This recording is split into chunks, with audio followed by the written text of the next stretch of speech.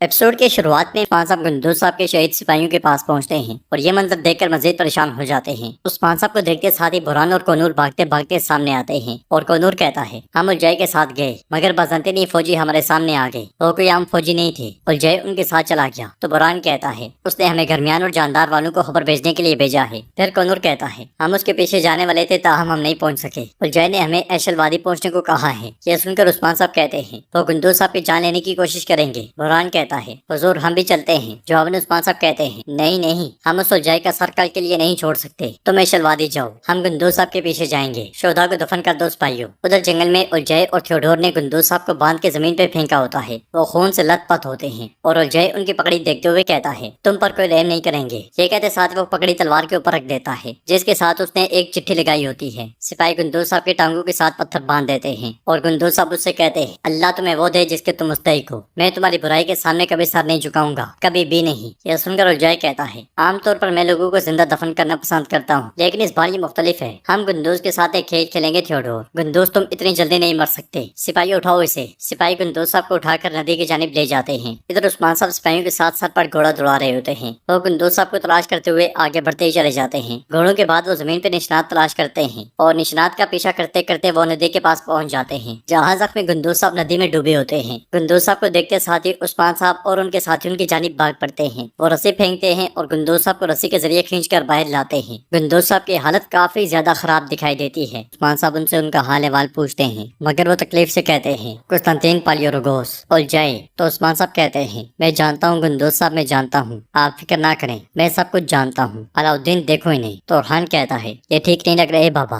علاؤالدین گندوز صاحب سے کہتا ہے ہمت رکھیں گندوز صاحب، ہمت رکھیں۔ تو عثمان صاحب کہتے ہیں یہ ہمت رکھیں گے ہے نا گندوز صاحب، آپ ہمارے ساتھ پہاڑ کی طرح کھڑے ہیں، کیا ایسا کچھ ہو سکتا ہے؟ ہم کس پر بھروسہ کر کے قبیلے سے نکلیں گے؟ ایسے نہ کریں گندوز صاحب، ہمیں اکیلا نہ چھوڑیں۔ تو گندوز صاحب کہتے ہیں آپ اکیلے نہیں ہیں عثمان صاحب، آپ کے پیچھے بہت بڑی ملت ہے، وہ آپ کے پیچھے پہاڑ کی طرح کھڑے ہیں۔ تو عثمان صاحب کہتے ہیں میں چاہتا ہوں آپ بھی اسے دیکھیں، آپ بھی دیکھیں۔ گندوز صاحب کہتے ہیں امانت مالک کے حوالے کرنے کا وقت آ گیا ہے، الچم کو آپ کے اور ارحان کے سپرد کرتا ہوں، میرے بیٹے ارحان وہ تمہارے سپرد ہے۔ تو ارحان انہیں حوصلہ دیتے ہوئے کہتا ہے فکر نہ کریں گندوز صاحب۔ عثمان صاحب بھی کہتے ہیں ہم اس کا اپنے سے بھی زیادہ خیال رکھیں گے گندوز صاحب۔ گندوز صاحب مزید کہتے ہیں بورسا کو فتح کریں۔ جواباً عثمان صاحب کہتے ہیں پریشان نہ ہوں، میں قسم کھاتا ہوں بورسا انشاءاللہ ترکوں کا وطن بنے گا۔ گندوز صاحب انشاءاللہ کہتے ساتھ ہی کلمہ شہادت پڑھنا شروع ہو جاتے ہیں اور کلمہ شہادت پڑھتے ساتھ ہی ان کی آنکھیں ٹھہر جاتی ہیں، مطلب کہ وہ شہادت نوش فرماتے ہیں۔ یہ دیکھ کر عثمان صاحب ان کی آنکھیں بند کر دیتے ہیں اور غمگین ہوتے ہوئے کہتے ہیں بے شک ہم اللہ کے ہیں اور اللہ ہی کی طرف لوٹ کر جائیں گے۔ عثمان صاحب سمیت سب کی آنکھیں نم ہو جاتی ہیں اور سپاہی عثمان صاحب کو گندوز صاحب کی پکڑی لا کر دیتا ہے جس میں سے چٹھی نکال کر عثمان صاحب پڑھتے ہیں تو اس میں لکھا ہوتا ہے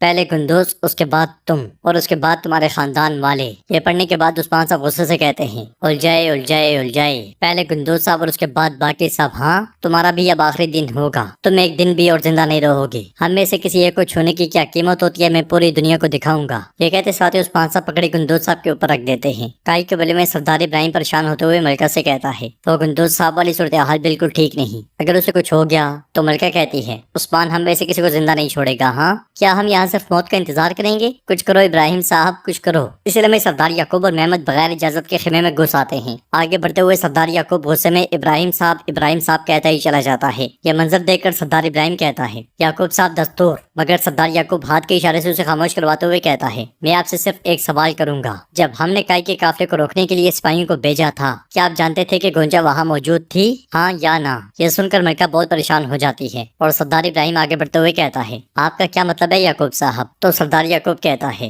گونجا وہاں موجود ہے یہ جانتے ہوئے بھی سپاہیوں کو بھیجا گیا یہ کہہ رہا ہوں۔ سردار ابراہیم کہتا ہے مجھے یہ نہیں معلوم تھا۔ پھر وہ ملکہ سے پوچھتا ہے کیا تم جانتی تھی؟ تو ملکہ جھوٹ بولتے ہوئے کہتی ہے نہیں۔ سردار یعقوب کہتا ہے مجھے تم میری اولاد کا قاتل بنانے والے تھے۔ ملکہ کہتی ہے میں بھی نہیں جانتی تھی، لیکن کیا آپ نے اپنی بیٹی کو رد نہیں کر دیا تھا؟ تو اس سے کوئی فرق نہیں پڑتا کہ گونجا اس کاروان میں تھی یا نہیں۔ یہ سن کر محمد غصے سے کہتا ہے تم جانتی تھی ملکہ خاتون، تم نے جان بوجھ کر میری بہن کو موت کے لیے بھیجا۔ ملکہ پھر سے جھوٹ بولتے ہوئے کہتی ہے میں نے کہا مجھے نہیں معلوم، کیا تم سنتے نہیں ہو؟ میں نہیں جانتی تھی، لیکن کیا تم اس لڑکی کو مارنے والے نہیں تھے جس نے تمہاری بے عزتی کی؟ کیا وہ اب قیمتی بن گئی ہے؟ سردار یعقوب کہتا ہے وہ میری بیٹی ہے، اس کی زندگی میری زندگی ہے، میں ایک باپ ہوں، ایک باپ، اس کے گناہ کی سزا بھی میں دوں گا۔ سردار ابراہیم چلاتے ہوئے کہتا ہے याकूब भी अपनी आवाज पर और अपने आप पर काबू रखें। यह सुनकर सरदार याकूब कहता है, मैं आपको समझ गया हूँ इब्राहिम साहब, अब से यहाँ हमारे रास्ते अलग होते हैं। ये कहते साथ ही सरदार याकूब मेहमद के साथ खेमे से निकल जाता है। बाहर उस्मान साहब सिपाहियों के साथ गुंदोज साहब की मैयत को लेकर कबीले में दाखिल होते हैं। उस्मान साहब के हाथ में गुंदोज साहब की पगड़ी और तलवार होती है और सबके चेहरे मुरझाए होते हैं। ये देखकर कबीले में मौजूद तमाम लोग जमा होना शुरू हो जाते हैं और मुकम्मल सन्नाटा छा जाता है। बाला खातून की नजर जैसे ही मैयत पर पड़ती है तो अफसोस से अपनी आंखें बंद कर लेती है, मगर एलचम भी यकीनी की कैफियत में मुसलसल मैयत को देखती रह जाती है और बोझल कदमों के साथ आगे बढ़ती है। तो ओरहान की जानिब देखती है तो ओरहान अपनी नजरें झुका लेता है। वो बैठती है, कफन उठाती है और सरदार गुंदोज की मैयत देखते साथ ही जार और कितार रोने लग जाती है। वो चिल्लाते हुए बाबा बाबा पुकारती रह जाती है, मैयत के साथ लिपट कर रोती है। बाला खातून उस्मान साहब से पूछती है, उस्मान साहब ये किसने किया? जवाब में उस्मान साहब कहते हैं, कुस्तानतीन पालियोरोगोस ने।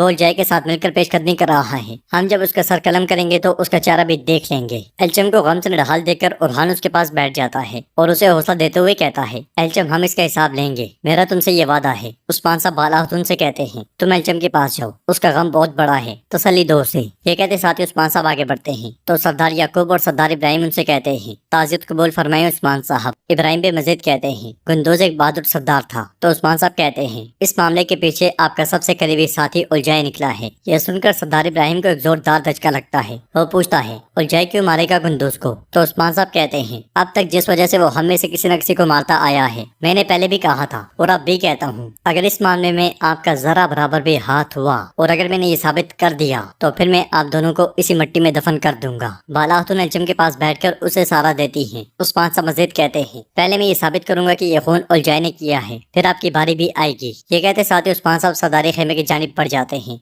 अगले मंजर में रात के वक्त ओरहान और एलचम गुंदोज साहब की मैयत के पास बैठे होते हैं। एलचम कहती है, जब तक मेरे बाबा के साथ ऐसा करने वालों को पकड़कर उन्हें सजा नहीं दी जाती तब तक मैं नहीं रोऊंगी। तो ओरहान कहता है, मजीद रोने की जरूरत नहीं है, मैं तुमसे वादा करता हूँ वो गद्दार सजा काटेंगे, अब तलवारें बोलेंगी। इसलिए मैं उस्मान साहब बाला खातून के साथ खेमे में दाखिल होते हैं और एलचम से पूछते हैं, मेरी बेटी क्या तुम ठीक हो? एलचम कहती है, उस्मान साहब मैं ठीक हूँ। बाला खातून भी उसे हौसला देती है। फिर एलचम उस्मान साहब से कहती है, जिन्होंने मेरे बाबा के साथ ऐसा किया। तो उस्मान साहब उसकी बात काटते हुए कहते हैं, तुम बिल्कुल फिक्र ना करो, वो कीमत अदा करेंगे और जय और उसके साथ वो भजंतीनी कुत्ता, मैं उन सब से निपट लूंगा। गुंदोज साहब का खून खुश्क होने से पहले वो उलझाए कुत्ता कब्र में होगा, हम अपना फरीजा पूरा करेंगे। तो एलचम कहती है, मुझे इजाजत दें, मैं भी आना चाहती हूँ। जवाब में उस्मान साहब कहते हैं, नहीं, तुम अपना आखिरी फरीजा पूरा करोगी बेटी, बिल्कुल परेशान ना हो, बाकी हम पर मुनसर है। और हान भी एलचम से कहता है, हम गुंदोज साहब का बदला लेंगे।